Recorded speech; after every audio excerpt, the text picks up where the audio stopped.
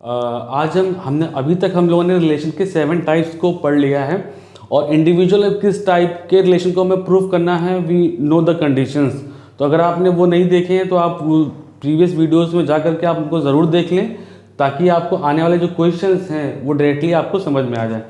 अभी रिलेशन में आपके एग्ज़ाम में एक क्वेश्चन ज़रूर आएगा रिलेशन का, बट वो ऐसा नहीं आएगा कि प्रूव दिस इज सिमेट्रिक या प्रूव दिस इज रिफ्लेक्सिव या प्रूव दिस इज या ऑल 7 टाइप से आपसे प्रूव करा लिया जाए। वो एक क्वेश्चन को एक आधार मान के आपको देगा। फॉर एग्जाम्पल हर बार क्वेश्चन आता है, क्या आता है, prove this relation is equivalence relation और नॉट, या चेक या शो एनीथिंग, कुछ भी लिखा होगा but that will related to equivalence relation. लेकिन अब 7 टाइप्स में मैंने इक्विवेलेंस रिलेशन तो पढ़ा नहीं है। उन्होंने क्या पढ़ा है, reflexive, irreflexive, non reflexive, symmetric, asymmetric, anti symmetric, transitive. These are all 7 types of relation. तो अब इक्विवेलेंस रिलेशन क्या होता है फिर? तो इक्विवेलेंस रिलेशन जो होता है इसमें आपको एक स्टेप क्वेश्चन को अपग्रेड कर दिया गया, और इक्विवेलेंस का मतलब होता है कि कोई भी रिलेशन जो है वो आपका रिफ्लेक्सिव हो, सिमेट्रिक हो और ट्रांजिटिव हो।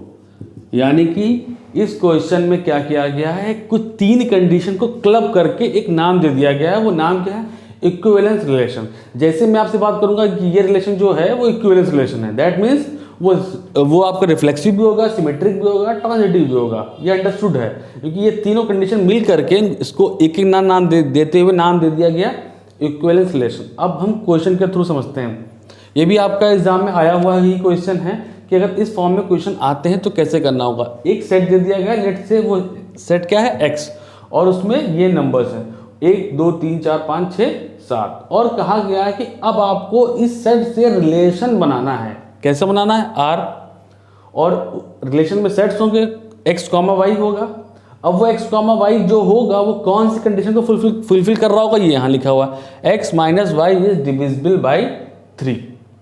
ये इस कंडीशन के आधार पे, बिकॉज यहाँ पे 7 है, टोटल नंबर ऑफ एलिमेंट्स कह सकते हो, नंबर्स कह सकते हो, 7 है।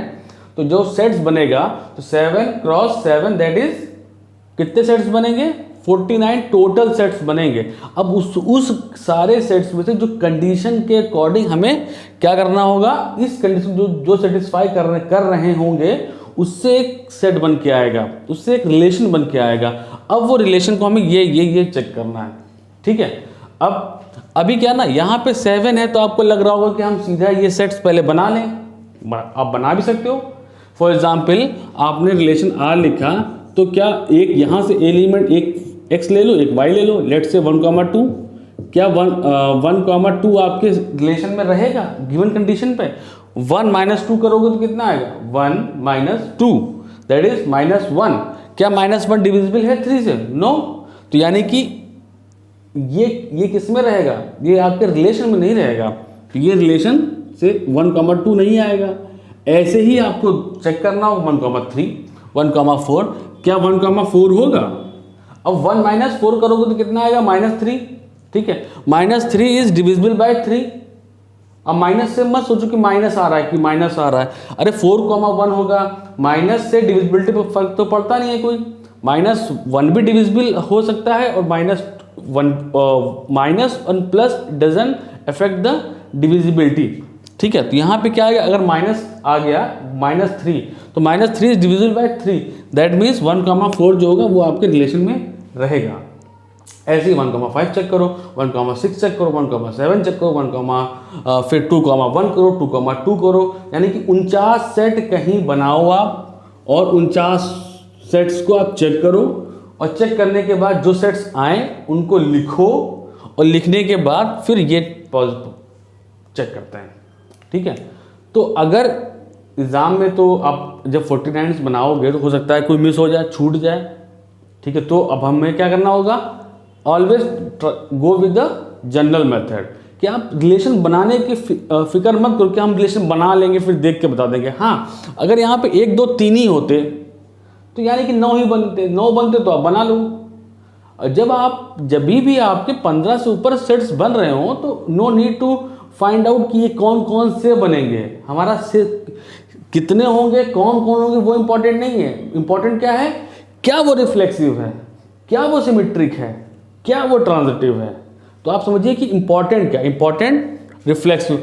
अब ये रिलेशन जो आर बना उसमें कितने भी हैं हमें नहीं पता, हमें उससे मतलब ही नहीं कितने हैं सेट्स, 2 है, 4 है, 5 है, हमें मतलब किससे है, नंबर 1 कंडीशन रिफ्लेक्सिव। अब रिफ्लेक्सिव हमें चेक कर लेते हैं क्या वो रिफ्लेक्सिव है। रिफ्लेक्सिव के लिए क्या हमें देखना होता है कि सेट में 1 1 2 2 3 3 4 4 5 5 6 6 7 7 है कि नहीं, यही तो होता है। 7 है तो 1 1 2 2 3 3 4 4 5 5 6 6 7 7 होना चाहिए। अगर ये है तो आपका रिफ्लेक्सिव है।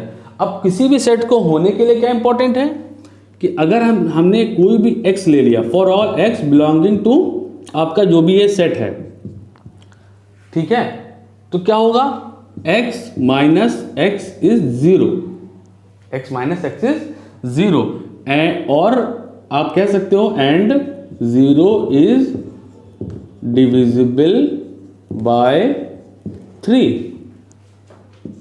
So it is reflexive. Clear. अब इसमें 7 हो, 70 हो या 700 एलिमेंट्स हो, आपको फर्क ही नहीं पड़ता, आपने प्रूव कर दिया एक लाइन में, x माइनस एक्स इज 0। क्यों, अब यहाँ पे x की वैल्यू आप 1 लिखो, अब 1 लिखोगे 1 माइनस 1 दैट इज 0, यानी कि डिविजिबल है। इसका मतलब क्या हुआ, आपके सेट में 1,1 रहेगा, क्या 2,2 रहेगा, यस। 2 में से 2 घटाओगे 0 बचेगा, 0 होता है डिविजिबल, जो डिविजिबल है वो यहाँ पे रहेगा। तो 1 1 2 2 3 3 आपके सेट्स में रहेंगे, ठीक है। अब हमें क्या चेक करना है, सिमेट्रिक।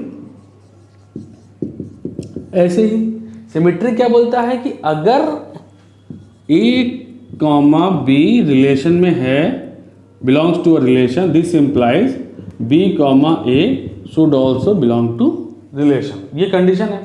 कंडीशन क्या है, अब जो है अगर ये है तो अगर ए बी है तो मतलब क्या हुआ, अगर है a minus b must be multiple of 3a। ये तो क्लियर है भाई, a कॉमा बी अगर है तो ये होना चाहिए। तो a कॉमा बी है होने का मतलब क्या है, इन दोनों का जो सब्सट्रैक्शन होगा that must be multiple of 3। 3 से डिविजिबल होने का मतलब ही क्या है, 3 से जो कट जाए, जो कट जाने का मतलब क्या है, वो 3 के फैक्टर्स में होगा। दैट्स वाई यहाँ पे मैंने 3a लिखा। a is nothing but an simple integer which is indicating that this value is multiple of 3। तो a minus B is equals to 3 है। अब यहाँ से हम माइनस को कॉमन ले लें, माइनस को अगर हम कॉमन ले लें तो क्या हो जाएगा, minus a plus b is equals to, minus आपने बाहर ले लिया 3a। अब आप क्या लिख सकते हो इसको, माइनस बी माइनस ए बराबर 3a, यानी कि b माइनस ए बराबर माइनस 3a। अब देखो अब आपको क्या प्रूफ करना है, क्या ये है तो क्या b कॉमा ए भी है रिलेशन में। तो b कॉमा ए होने के लिए क्या चाहिए, b minus A should be multiple of 3a, b minus A is multiple of 3a। ये मल्टीपल किसका है, ये मल्टीपल भी है 3 का, बिकॉज 3, इसको आप ऐसे लिख सकते हो 3 ब्रैकेट में माइनस ए। अब now this quantity value of b minus A is multiple of 3। Clear. तो अगर ये मल्टीपल है तो b comma A is also, अगर a b है तो b कॉमा ए भी रिलेशन को बिलोंग करेगा। So this relation is reflexive, तो प्रूव ही कर दिया। This relation is symmetric also. Clear, समझ में आ गया कि ये रिफ्लेक्सिव भी है और सिमेट्रिक भी है। इस तरीके से हम इसको प्रूव कर सकते हैं। अब यहाँ पे कितने एलिमेंट्स है इससे मुझे मतलब ही नहीं है, 7 है या 3 है या 70 है या 700 है, कितने भी होंगे, because we are going with the general method कि हाँ ये कंडीशन है, according to this condition if you take any a b there must be present a b a, because a b is multiple of 3, a b is fulfilling this property and BA is also fulfilling this. Now अब क्या prove करना है आपको, अब prove करना है आपको transitive. Transitive क्या बोलता है कि AB अगर है एंड BC अगर है, this implies A comma C आपके रिलेशन में होना चाहिए। यही तो कंडीशन होती है ट्रांजिटिव की। तो यानी कि जो है वो हम चेक कर लेते हैं, ए बी है और बी सी है। तो ए बी होने का मतलब है A minus B is multiple of 3a, clear. B C है यानी कि b minus C is multiple of 3b, ये मल्टीपल 3 का है। a and b are integers which indicating that कि आपका जो वैल्यू होगी ये 3 के मल्टीपल्स में होगी। तो यानी इन दोनों होने का मतलब क्या है, इक्वेशन 1 इक्वेशन 2 ये दोनों कंडीशन फुलफिल करेंगी। तो अगर हम इन दोनों को जोड़ लें, इन दोनों को अगर हम जोड़ दें तो क्या होगा, ये कट जाएगा, आ जाएगा a minus C is multiple of 3a plus b, यही तो आएगा। और ये दोनों अगर हैं तो हमें क्या प्रूफ करना है कि AC भी है। अब AC होने के लिए क्या इंपॉर्टेंट है, A कॉमा C होने के लिए क्या इंपॉर्टेंट है, A minus c should also be a multiple of 3। देखो A माइनस सी हमने यहाँ पे लिखा, A minus C is multiple of 3, यानी कि अगर ये दो हैं तो ये भी है, कंफर्म है। क्यों कंफर्म है, because A minus C is multiple of 3 and which is a given condition. If condition is true then this set will